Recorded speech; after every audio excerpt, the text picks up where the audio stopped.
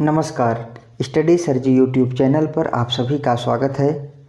दोस्तों, जैसे कि आप सभी जानते हैं कि इस समय कोरोना का समय चल रहा है और इसी कारण स्कूल में ऑनलाइन क्लासेस चल रही हैं और ऑनलाइन क्लासेस के साथ साथ ऑनलाइन परीक्षाएं भी चल रही हैं। तो बहुत सारे बच्चों के मन में प्रश्न होता है कि ऑनलाइन परीक्षाएं किस प्रकार दें, क्योंकि जो बच्चे पहली बार ऑनलाइन गूगल फॉर्म के माध्यम से परीक्षाएं दे रहे हैं उनके मन में बहुत सारे प्रश्न हैं। आज मैं इन्हीं प्रश्नों के समाधान के लिए वीडियो बना रहा हूं।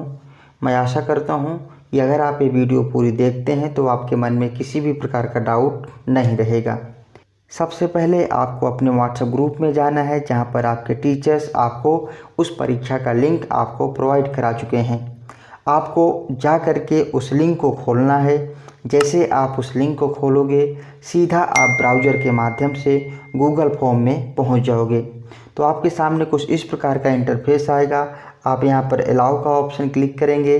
अलाउ का ऑप्शन क्लिक करने के बाद आप ओपन विथ क्रोम के साथ जाइएगा। ओपन विथ क्रोम यहाँ पर जैसे ही आप सेलेक्ट करते हैं, आप सीधा ही गूगल डॉक्स यानी कि गूगल फॉर्म में पहुँच जाएंगे और आपके सामने आपका क्वेश्चन पेपर आ जाएगा।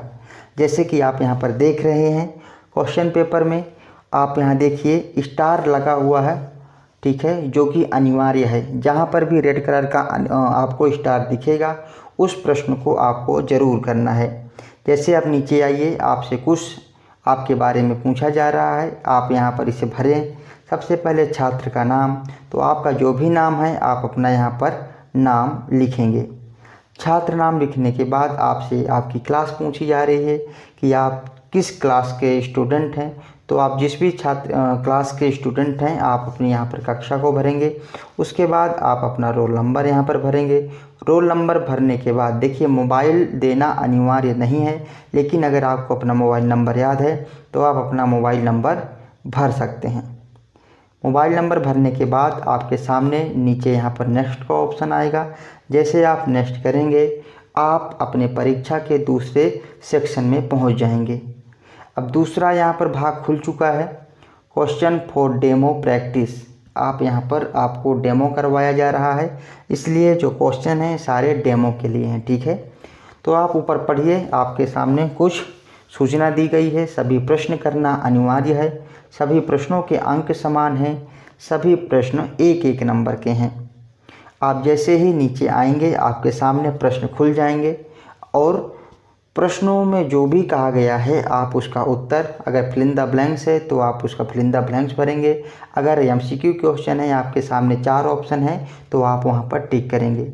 सबसे पहला जो प्रश्न है, संज्ञा कितनी प्रकार की होती है। आपके सामने ऑप्शन है 5, 4, 3, इनमें से कोई नहीं। तो जो भी आंसर है आप उसे क्लिक करिए। क्लिक करने के बाद दूसरे प्रश्न में आ जाइए, दादी माँ पाठ के लेखक कौन हैं।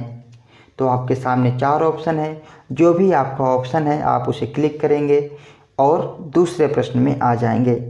अगला प्रश्न है, do you fill in the blanks to pencil.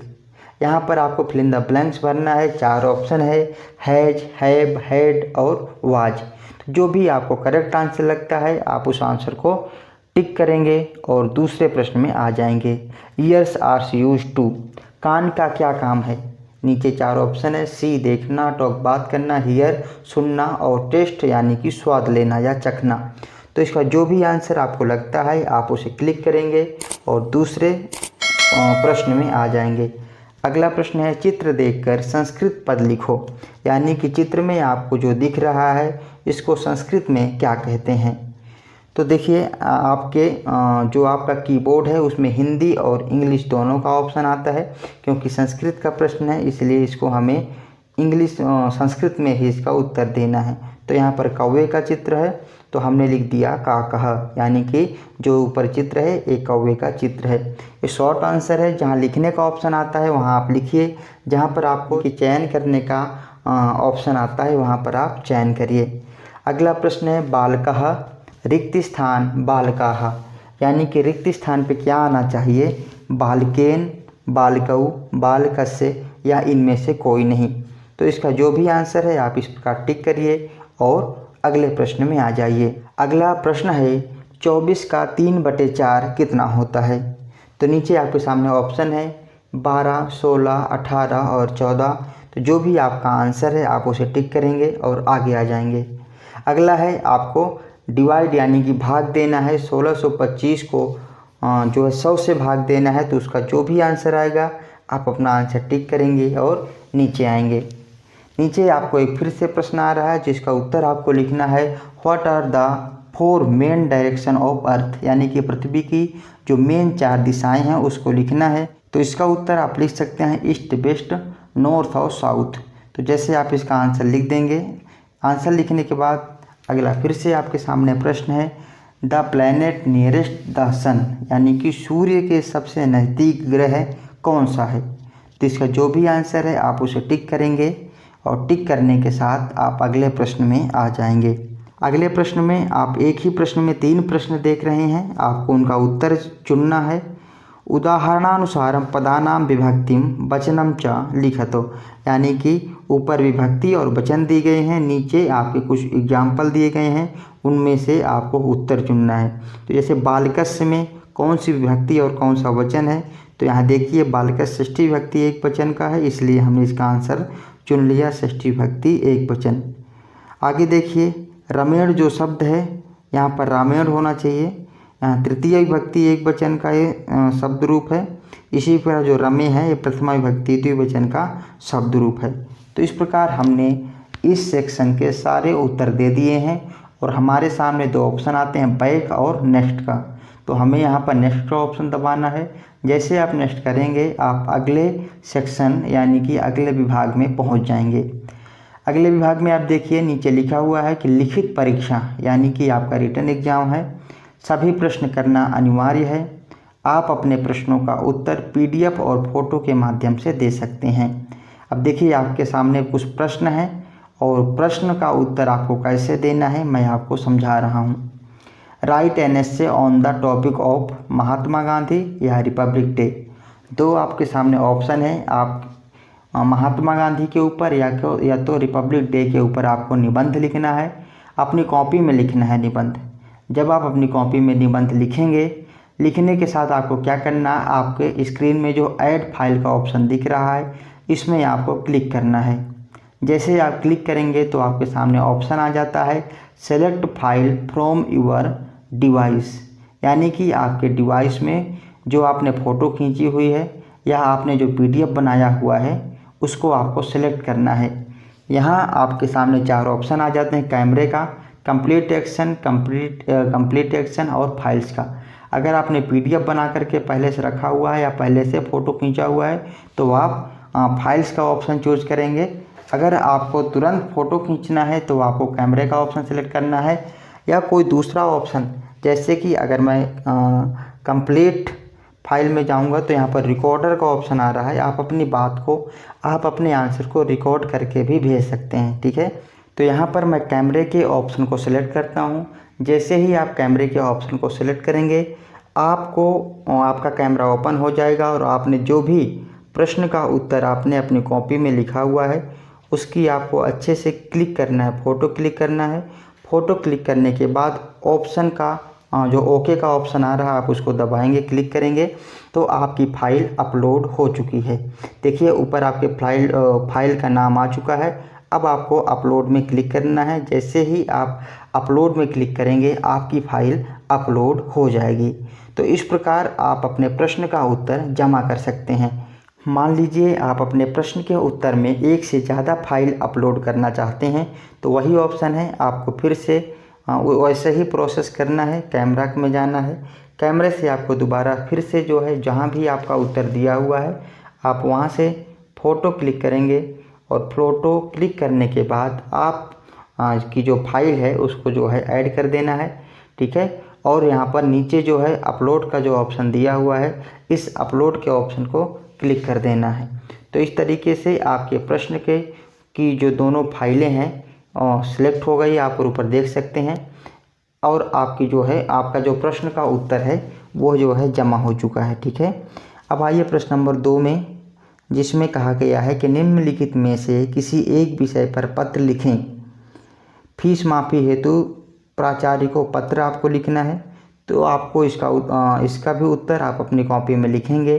Copy में लिखने के बाद आप कैमरे से खींच करके भी इसका उत्तर जमा कर सकते हैं, या पहले से अगर आपने पीडीएफ बनाया हुआ है या कैमरा से खींचा हुआ है तो आप अपने फोल्डर में जाएंगे और उस पीडीएफ को या उस फ़ोटो को सिलेक्ट करना है। सिलेक्ट करने के बाद आकर के यहाँ पर उसे अपलोड करना है। जैसे आप अपलोड पर क्लिक करेंगे, आपके दूसरे प्रश्न का उत्तर भी जमा हो चुका है। इसी प्रकार अगला प्रश्न है, संज्ञा की परिभाषा उदाहरण सहित लिखना है। तो आपको अपने कॉपी में इसका आंसर लिखना है और लिखने के बाद आप या तो कैमरा के माध्यम से या तो पीडीएफ के माध्यम से आप अपना जवाब दे सकते हैं। अगर आपको कैमरा या पीडीएफ का इस्तेमाल नहीं करना है, आप अपने आवाज़ के माध्यम से या बोल के आपको अपना उत्तर देना है। तो इस तरीके से रिकॉर्डर का ऑप्शन आपको सिलेक्ट करना है। जैसे आप रिकॉर्डर का ऑप्शन सिलेक्ट करेंगे, आपके सामने कुछ इस प्रकार का इंटरफेस आएगा। आप यहाँ पर जो रेड कलर का आपको ऑप्शन दिख रहा है, इसे जैसे ही क्लिक करेंगे आपका रिकॉर्डर चालू हो जाएगा और आप अपने उत्तर को बोल सकते हैं, बोल करके रिकॉर्ड कर सकते हैं। तो आइए यहाँ पर एक बार रिकॉर्ड करके देख लेते हैं। किसी व्यक्ति, वस्तु, स्थान अथवा भाव के नाम को संज्ञा कहते हैं। संज्ञा के मुख्य 3 भेद होते हैं: व्यक्तिवाचक संज्ञा, जातिवाचक संज्ञा और भाववाचक संज्ञा। जातिवाचक संज्ञा के 2 भेद होते हैं: द्रव्यवाचक संज्ञा और समूहवाचक संज्ञा। राम विद्यालय जाता है। इस वाक्य में राम शब्द व्यक्तिवाचक संज्ञा है। तो जैसे आप यहाँ देख रहे हैं, आपका आंसर रिकॉर्ड हो चुका है और रिकॉर्ड होने के बाद आप यहाँ पर उसे सेलेक्ट करेंगे और अपलोड के बटन में दबाएंगे। जैसे आप अपलोड को क्लिक करेंगे, आपकी फ़ाइल अपलोड हो जाएगी और आपका उत्तर सबमिट हो जाएगा। अगला है ना 10 और 15 का यह सीएफ, आपका ये सीएफ जो है आप अपनी कॉपी में निकालेंगे।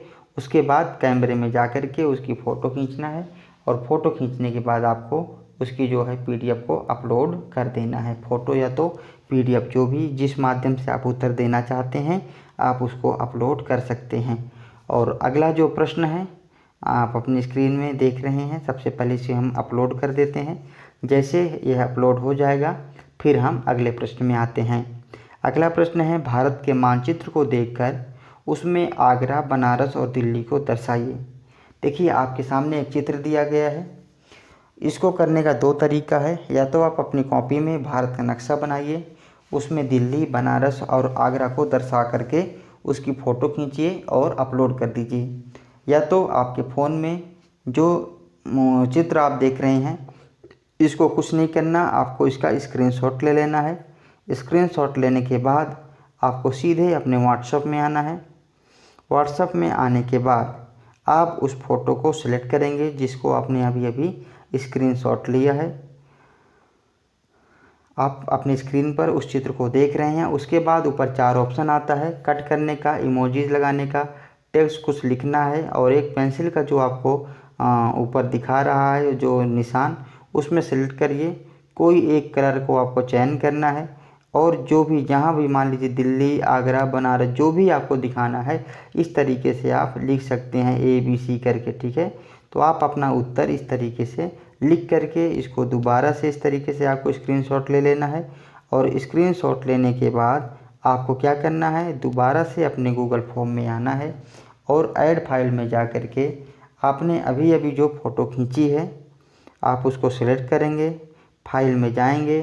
फाइल में जाने के बाद आपने जो भी अभी अभी स्क्रीनशॉट लिया है वहाँ जा कर के इस तरीके से उस फ़ोटो को सिलेक्ट करना है और इसे यहाँ पर अपलोड कर देना है। तो इस प्रकार आपके जितने भी प्रश्न हैं सबको आप इसी तरीके से लिख करके फ़ोटो अपलोड कर सकते हैं, पीडीएफ के माध्यम से अपलोड कर सकते हैं, अपनी बात को रिकॉर्ड करके बता सकते हैं या वीडियो के माध्यम से भी आप अपने प्रश्न का उत्तर दे सकते हैं। तो जैसे ही आपके प्रश्न के सारे उत्तर कंप्लीट होते हैं आपको नीचे एक ऑप्शन आएगा सबमिट, आप इसको सबमिट करेंगे। जैसे ही आप सबमिट करेंगे आप अपने परीक्षा के सारे प्रश्नों का उत्तर सबमिट कर चुके हैं। जैसे ही आप इसको सबमिट करेंगे आपका उत्तर जो है सबमिट हो जाएगा और आपके सामने कुछ इस प्रकार का इंटरफेस आ जाएगा जिसमें लिखा हुआ है धन्यवाद, उत्तर आपका जमा हो चुका है, हम आपके अच्छे परिणाम की कामना करते हैं। इसका मतलब आपका प्रश्न पत्र जो कि आपने अभी अभी जिसका उत्तर दिया है वो जो है जमा हो चुका है। आशा करता हूँ इस वीडियो में जो भी मैंने आपको बताने का प्रयास किया है आप उसे ज़रूर समझ गए होंगे। बहुत जल्दी दूसरी वीडियो में मिलते हैं। वीडियो देखने के लिए बहुत बहुत धन्यवाद।